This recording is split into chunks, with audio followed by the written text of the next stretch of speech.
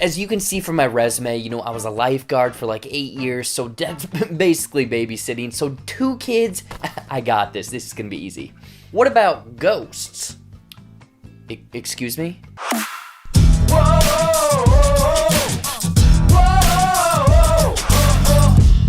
What's going on, everybody? Welcome back to JBuck Studios, your home for reviews, reactions, and ridiculousness. And it's October, it's the spooky season, and Netflix was able to hook me up with an early screener of a series that's coming out this Friday, and it's The Haunting of Bly Manor. A young woman is hired by a man to look after his niece and nephew at their family country house. However, after arriving at Bly Estate, she begins to see apparitions that proceed to haunt the premises. So is The Haunting of Bly Manor a perfect series to watch this October to very much get you in that spooky mood?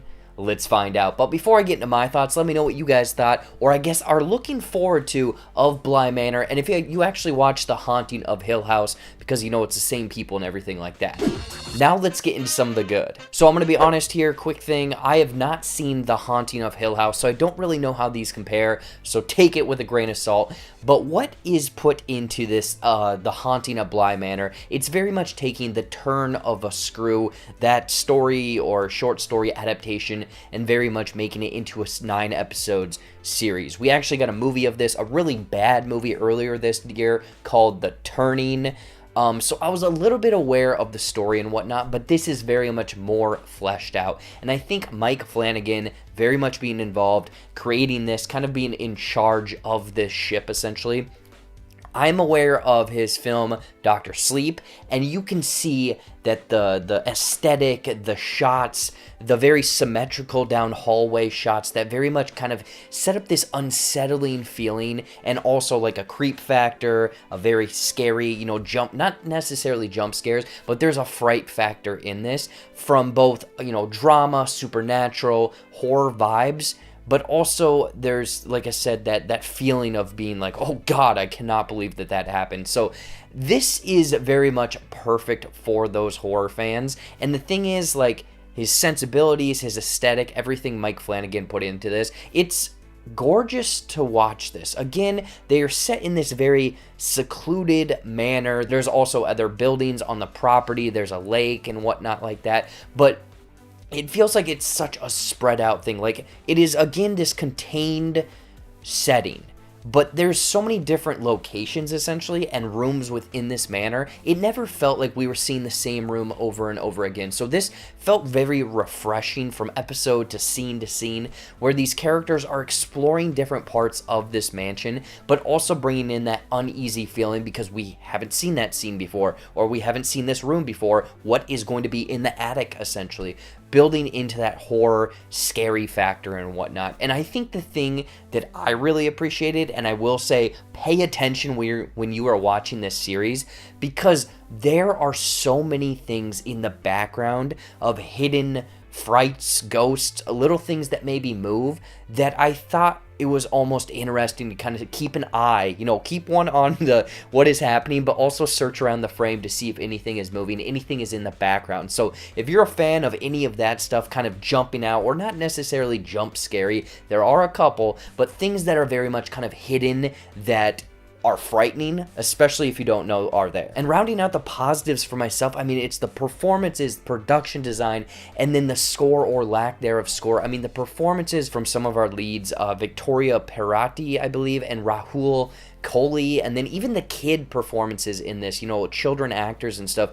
I thought everyone really held their own, gave each of the characters some personality, really bounced off of each other fairly well, and the things that they had to do in certain scenes, like emotional stuff, they gave it their all, or frightening stuff, they gave it their all. So the performances very much, you know, settle into that feel of this very unsettling manner and whatnot. But the way, like I said, all of the rooms that they explored, the way that they set everything up, like I said, the production design, very well done right there, especially the outside scenes and kind of the lighting and whatnot. But the score and lack of score, there are quite a few scenes where it's just complete silence, someone walking upstairs and whatnot. And I thought that that was almost more effective. Again, they don't do it every single time, but that was more effective than having like this dreadful drowning score in the background. And believe me, it's present here or there, but like I said, those scenes of just silence were probably the scariest scenes, because I'm like, oh god, what is gonna happen here? However, getting into some things that just did not work for me via The Haunting of Bly House, I think, again, 9 episodes, it packs in a lot, and they expand upon this short story of what I'm familiar with quite a bit.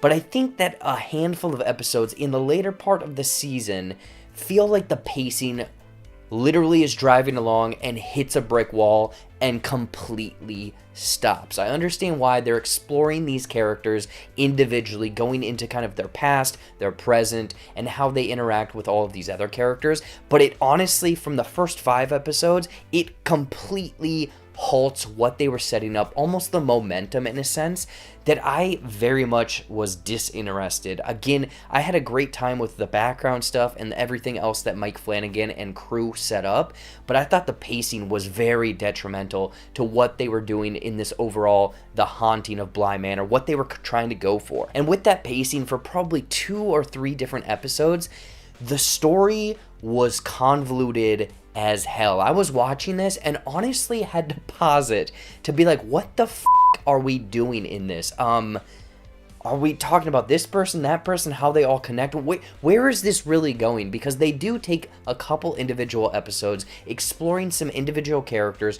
along with their arcs and also some history of the actual Bly Manor.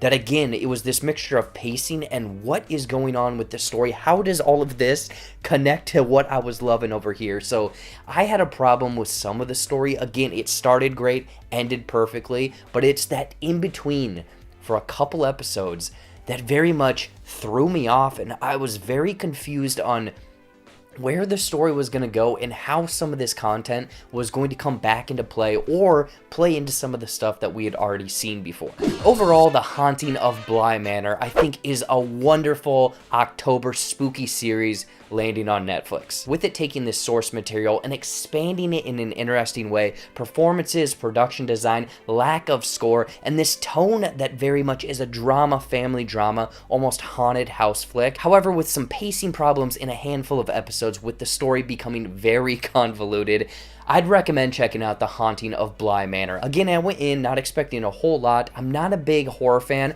but I found a lot of joy from this mixture of genres almost, of like a very emotional finish. And man, the things in the background, keep an eye out, because there was some things that very much scared the bejesus out of me. In closing, I'm going to give The Haunting of Bly Manor 3.9 out of 5 creepy hidden ghosts. So what did you guys think of The Haunting of Bly Manor? If you're looking forward to it, very much already seen it, let me know all of your thoughts, anticipations down below. Anyways though, as always, thank you so much for watching. Watch some more videos up there or right over there, you know, brand new content every single week here on the JBuck Studios channel. Be sure to stay tuned. I have no idea what else is coming this week. Oh, Thursday or Wednesday, Hoobie Halloween. Be sure to tune in for that. Follow all of my social media, like this video, subscribe to the JBuck Studios channel, and until next time, we'll see you later.